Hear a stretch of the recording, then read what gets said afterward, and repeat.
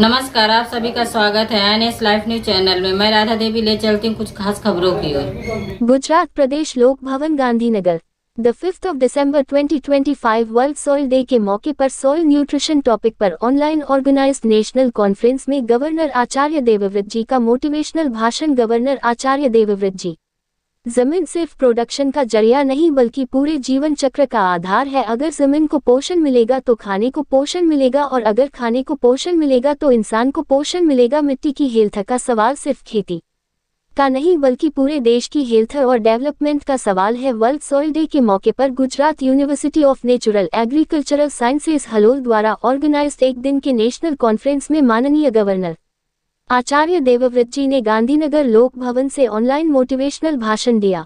Governor ने कहा कि जमीन सिर्फ प्रोडक्शन का जरिया नहीं बल्कि पूरे जीवन चक्र का आधार है। ऐसे समय में जब तेजी से घटती मिट्टी की उपजाऊ क्षमता दुनिया भर में इंसानों के लिए एक बड़ी चुनौती बन रही है, भारत की भविष्य की फूड सिक्योरिटी के लिए मिट्टी के पोषण यानी मिट्टी को बायोलॉजिकली पोषण देने के लिए एक नेशनल कैंपेन बहुत जरूरी है। गवर्नर ने आगे कहा कि केमिकल फर्टिलाइजर और पेस्टिसाइड के ज्यादा इस्तेमाल से मिट्टी की उपजाऊ क्षमता कम हो रही है। इससे मिट्टी की पानी सोखने की क्षमता और माइक्रो ऑर्गेनिज्म के नेचुरल बैलेंस पर बुरा असर पड़ा है। ऐसे में नेचुरल खेती, बायोलॉजिकल रिसोर्स का डेवलपमेंट, सॉलिड बायोफर्टिलाइजर जैसे नेचुरल पहलुओं से मिट्टी को फिर से पोषण दिया जा सकता है। उन्होंने कहा कि गुजरात समेत देश के कई राज्यों में हुई रिसर्च से नेचुरल खेती के बहुत अच्छे नतीजे सामने आए हैं। मिट्टी की उपजाऊ क्षमता बढ़ने से किसानों की लागत कम हुई है और प्रोडक्शन की क्वालिटी भी बेहतर हुई है। गवर्नर ने इस बात पर जोर दिया कि मिट्टी पौष्टिक होगी तभी खाना पौष्टिक होगा, और खाना पौष्टिक होगा तभी लोग पौष्टिक होंगे। उन्होंने एग्रीकल्चर साइंटिस्ट, एग्रीकल्चर यूनिवर्सिटी और पॉलिसी बनाने वालों को पारंपरिक ज्ञान और मॉडर्न साइंस को मिलाकर मिट्टी बचाने के लिए मजबूत एक्शन प्लान बनाने का सुझाव दिया। उन्होंने इस बात पर भी खुशी जताई कि आज की युवा पीढ़ी मिट्टी के संरक्षण के प्रति संवेदनशील हो रही है, जो प्रधानमंत्री नरेंद्र भाई मोदी के विकसित भारत 2047 के लक्ष्य के लिए उत्साहजनक है।